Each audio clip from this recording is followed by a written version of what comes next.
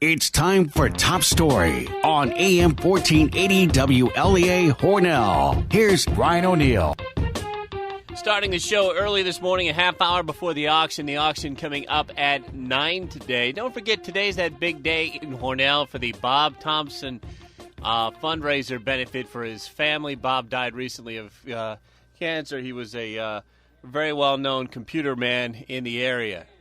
We're on the line now with State Senator Tom O'Mara and Assemblyman Phil Palmesano. Senator, thanks for joining us. Thanks for having me on, Brian. It's always a pleasure to be here. And Assemblyman, thanks for calling in. Thank you, Brian. Glad to hear that the both of you have not relocated to Texas. No plans for that yet. On that note, here's what Governor Rick Perry, who appeared on both the Sean Hannity radio show and Fred Dicker's radio show on Talk1300.com, here's what Perry, first off, said to Fred Dicker about businesses that have left New York State for Texas. I just give you the list of companies that have expanded or relocated to Texas over the course of the last few years. L3 Communications, NBTY, HMS Holdings, Great Batch, S Corporation, Verizon, IBM, L'Oreal, PepsiCo. I can go on. Later in the interview, Governor Perry challenged Governor Andrew Cuomo to a debate. Love to sit down with the governor and have a public conversation, debate, whatever format each of us would like to work in. And I think it would be a thoughtful, constructive conversation for the country to watch. And for the citizens of both of our states to watch and participate in as well. Now, here's what Governor Cuomo said when reporters caught up with him on that subject. Audio here from usatoday.com. Governor Rick Perry yesterday challenged you to a debate on economic policies and what you're doing to bring jobs into your respective states. Is that a challenge that you're going to accept? I don't think so. I think I'm going to let the numbers speak for the state of New York. We have startup zones that are zero tax zones, zero tax for 10 years. I believe it makes it the least expensive place in the country to site a business. I understand if other states are jealous about what we're doing, but, you know. Now, Assemblyman Palmesano, your take on the back and forth going on through the media between the governor of Texas and the governor of New York. Well, obviously it's, that political time of year where, and you have that discussion, and, the Governor Perry of Texas is not too shy about stating his position on certain issues, and certainly would love to see a discussion about that, but I don't know if you're going to necessarily see it happen. But it certainly brings up a discussion and a discrepancy about different states and what states are doing and what we're doing or we're trying to do, and things we still have left to do. And I believe, we've made some accomplishments, but we still have a long way to go if we're going to be truly open for business. We see our business climate improving a little bit, but I don't want to just go from 50th to 49th or 48th. I want to move in, a stronger direction to send the right message to the private sector that we are serious about being open for business. But, we've taken some positive steps. I think the things we did on manufacturing, which is, quite frankly, Senator O'Mara has been the lead on that for a number of years, and I'm glad to see other people are listening. The estate tax, reducing the corporate franchise tax, I think those are all positive things, but we have to continue to be more bolder and aggressive in our tax reduction policies and our regulatory relief policies for our job creators if we're going to encourage private sector investment back in our economy and create jobs here in New York. Senator O'Mara, defenders of President Obama would say that the economic problems of the United States were problems that Obama inherited from his predecessors. Would that apply, do you think, for Governor Andrew Cuomo, or is it a combination of Governor Cuomo creating financial problems and Cuomo inheriting problems from the past? There's certainly problems that have been inherent in New York State for a long time. New York State has ranked at the bottom of state comparisons for decades, frankly. We know that we're overtaxed and have a uncompetitive business environment in New York, and I think the actions we took in this year's budget working with the governor and the state legislature to make significant reductions in taxes to manufacturers, reductions to a very unfair 18A assessment to everyone's electric utility bills, shows that we're making attempts to improve the business environment in New York. However, I doubt, very frankly, that Governor Perry from Texas is jealous of what we're doing here in New York. They have a great competitive advantage in the cost of doing business in Texas over New York State. We have a long ways to go. We've made some improvements in this year's budget. The governor touts the Startup New York program. We have yet to cite a new business in New York and create one job under the Startup New York program. And I think the Startup New York program itself, having to go out and boast 10 years of no taxes, that's no property taxes, no income taxes. Even the employees working in that business for 10 years wouldn't pay income taxes. That's certainly got to be the best package anywhere, but you've got to get somebody to come and take advantage of it. I think it's emblematic of the overall problem we have in New York State with the high cost of doing business and our inability to be competitive over the years without having such a lucrative incentive program. You know, we did very well across the Southern Tier under the Empire Zone program with expanding manufacturing businesses across the Southern Tier, and we saw those types of growth dry up when the Empire Zone program was taken away by Governor Patterson. So it's unfortunate we need these incentives to lure business and expand business in New York, but until we get truly competitive across the board in New York in a variety of areas, of taxes, of utility costs, of health care costs, we're going to be at a competitive disadvantage, and we've got a long ways to go and a lot of work to do. Here's what Governor Perry said on the Sean Hannity show this week about the people and the quality of the people who are leaving our state for his. The people who are picking up and leaving and coming to Texas from California and New York are not takers. They're givers. And the takers are going to stay here because the governments are set up to be basically ATMs for, all these different special interest groups. Senator O'Mara. Certainly, the businesses that look to move for a competitive advantage are aggressive business owners that are looking for an advantage, and those are the entrepreneurs that are job creators. Those are the types of people we want to attract to New York State, those that are going to make investments, those that are going to create jobs and provide good-paying jobs for the citizens of New York State. That's why I have focused so much on manufacturing, because manufacturing jobs on the whole are the best sector of family-sustaining jobs that provide good benefits to the employees, and they're long-lasting jobs. So I certainly have great concerns of losing wealth and job creators and entrepreneurs to other more competitive states. That's why another action we took in this year's budget in increasing the state tax threshold in New York to the federal limit, phasing it over a few years to get to the federal exemption level of $5 million in the state, is going to be very helpful for businesses that may be wanting to go through an estate process to a family member and not having to get hit with huge taxes, but particularly our farmers, our family-owned farms, and being able to pass it on to the next generation without burdensome property taxes. And we want the wealthy people to stay in New York and spend their money in New York and not take it somewhere else because they're going to have a tax advantage upon their death and what they're able to give to their family, to the next generation. So that's another important aspect of what we did in this year's budget, to help keep these people here in New York State. Assemblyman Palmesano, an article in the Washington Post says that new Siena College poll out this week shows that Governor Cuomo is not popular with liberals in New York State. Wondering, do you think, Assemblyman Palmesano, that this could be because of the Common Core and the way the Common Core rollout worked in New York State? I think there's probably a number of issues with him, Brian. I mean, obviously, some of the actions he's taken with the public employees unions, wanting to close down mental health facilities, places like Monterey Shock, Omara Psychiatric Center, which we were able to, push back on the psychiatric center, developmentally disabled facilities. And there's a whole host of issues that I think the governor has really kind of, alienated, the liberal end of his base.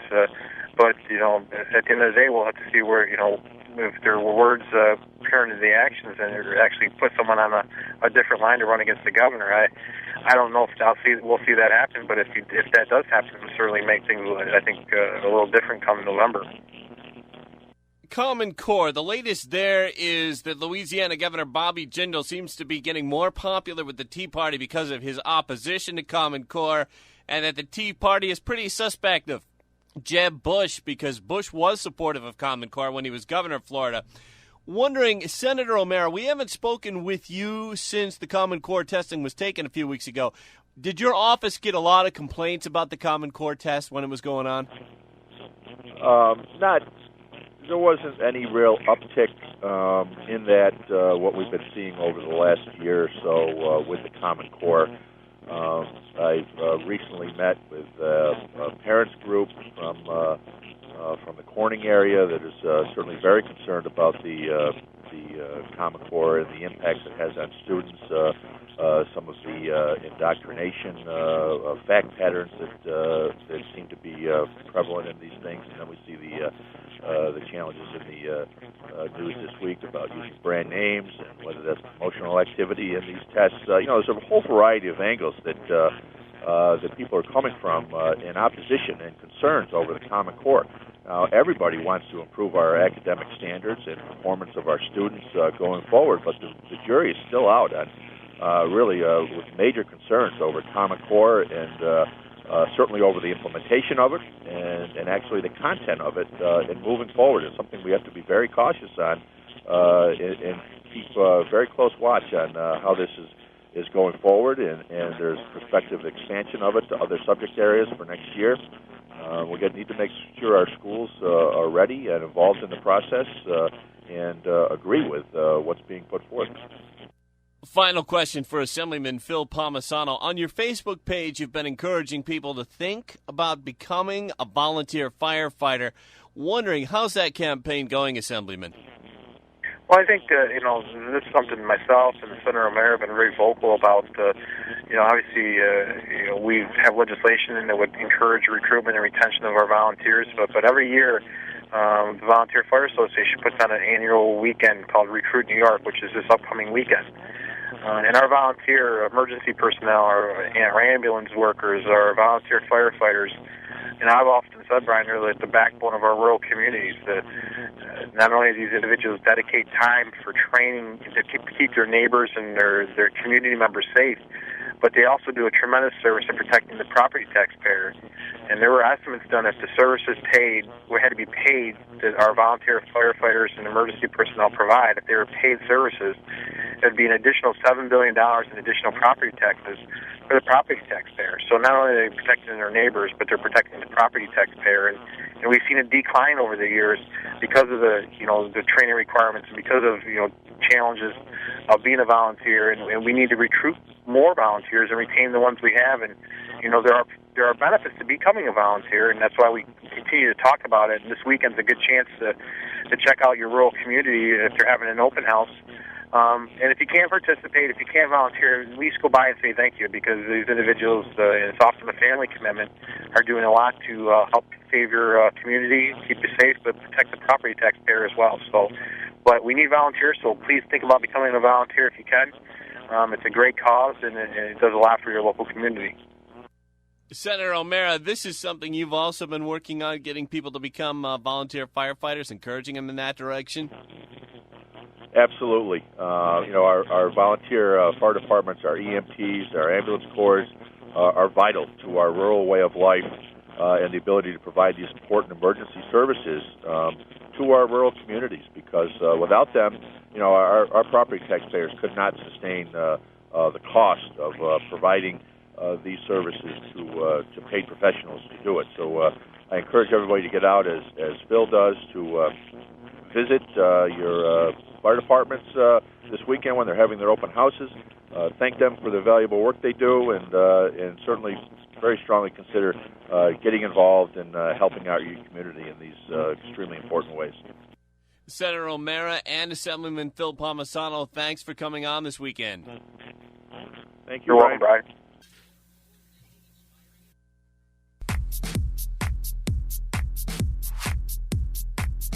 Back on the show, I'm Brian O'Neill on the phone now with Assemblyman Bill Nojay. Assemblyman, thanks for coming on.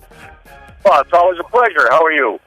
Doing well, Assemblyman, doing well. First off, I caught your show Friday afternoon. Who is it that called you evil personified in the Rochester newspaper, and what was all that about?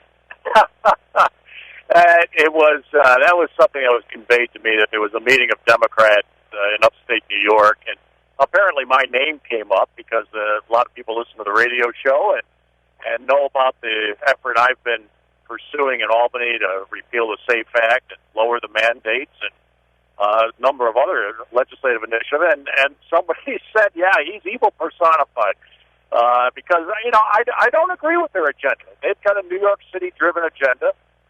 It's a big government tax spend, and frankly, it's been devastating to our economy here in upstate.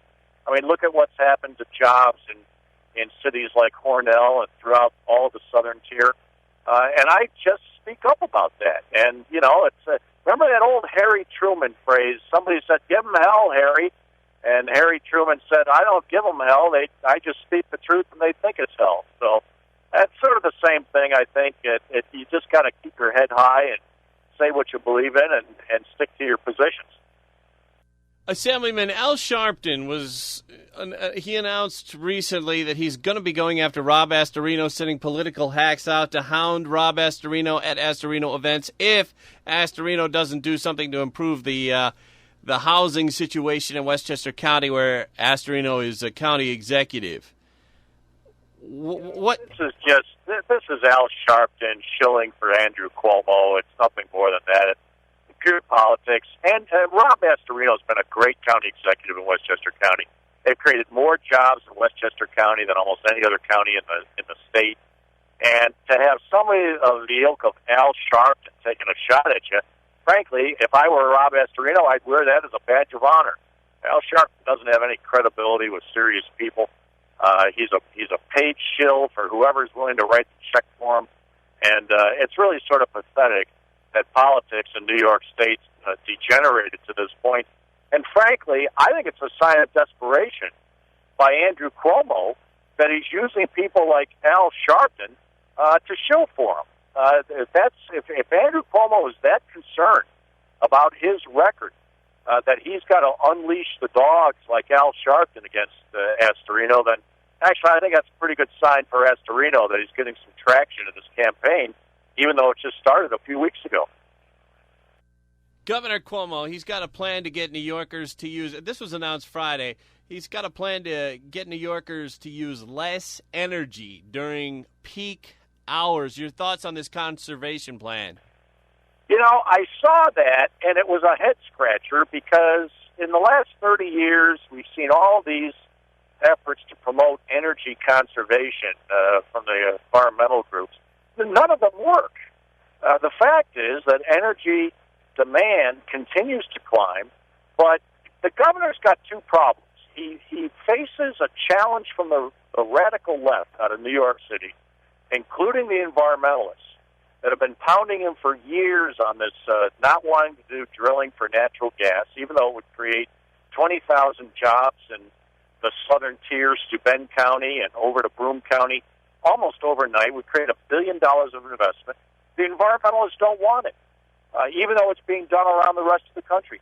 What they do want is wind power and hydro. The problem is that wind power and hydro only produce power, I'm sorry, not wind power and hydro, wind power and solar, rather.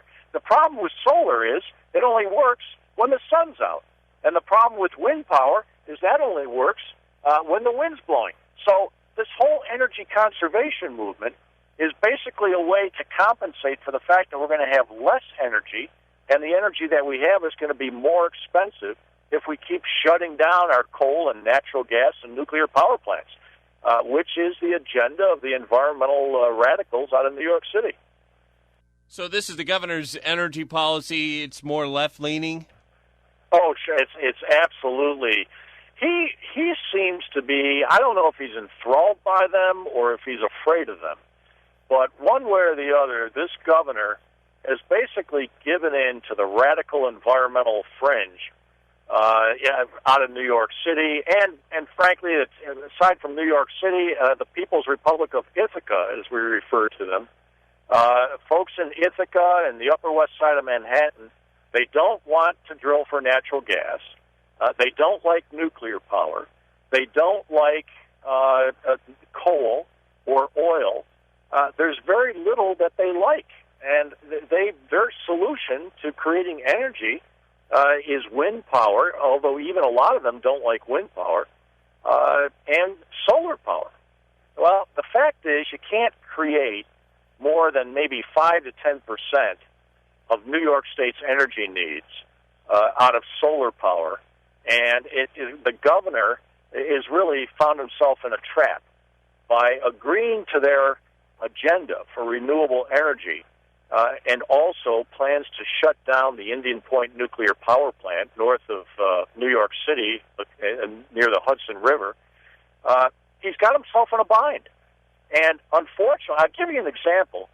What they're going to do to compensate for closing down the Indian Point nuclear power plant and not allowing any new gas, oil, or coal-fired plants in New York State, they're now building an $850 million energy line from New Jersey into New York City. Well, what does that mean? That means that electricity is going to be flowing into New Jersey to wheel it over to New York City from over 12 other states to the west of New Jersey. And where does their electricity comes from? They're going to burn coal. The majority of that electricity. So in the name of not producing the power here in New York, because we don't like nuclear or natural gas or oil, we're going to buy much more expensive power from other states, bring it in on this $850 million pipeline, and you know what? The people of New York are going to pay more for their electricity. Now, what else is new? It's just this endless cycle that the radical environmental movement seems to want us to pay more and more and more for our utilities, and what do we get for it? At the end of the day, we're getting electricity that's still generated with coal-fired plants. They just happen to be in other states. Assemblyman Rick Perry, the governor of Texas, visited New York State this past week. He challenged Governor Andrew Cuomo to a debate. That was pretty much rejected by Cuomo. Your thoughts on the whole back and forth between Perry and Cuomo? Rick Perry has been the longest-serving governor in the history of the state of Texas. He has also presided over an economic boom in the state of Texas. They have created more jobs in the state of Texas than any other state in the country.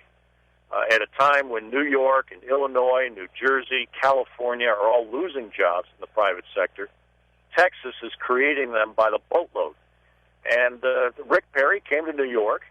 He went on Fred Dicker's radio show, I think it was last Monday, and he was asked by Fred Dicker, well, how are we doing things differently, and do you think there should be an open and public discussion of these different approaches to economic development and job creation? And Rick Perry, he jumped right on it. He said, yeah, sure, let's have a debate.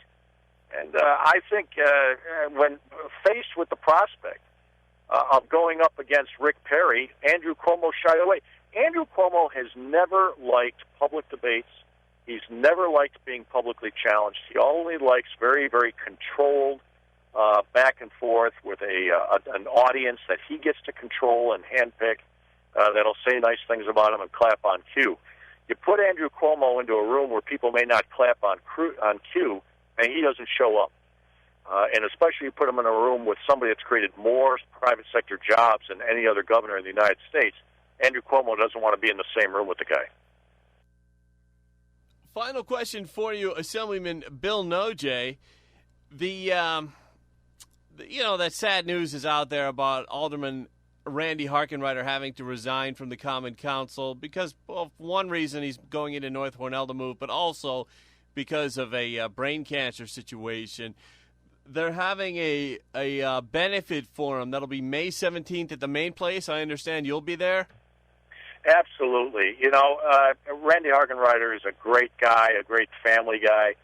He's got some real challenges right now. With the whole community is pitching in. to help out. So I'm going to be there. It's the place at Main 1 used to be the Knights of Columbus Hall, and I'm looking forward to it. Looking forward to do whatever I can to help out with the Harkenrider family.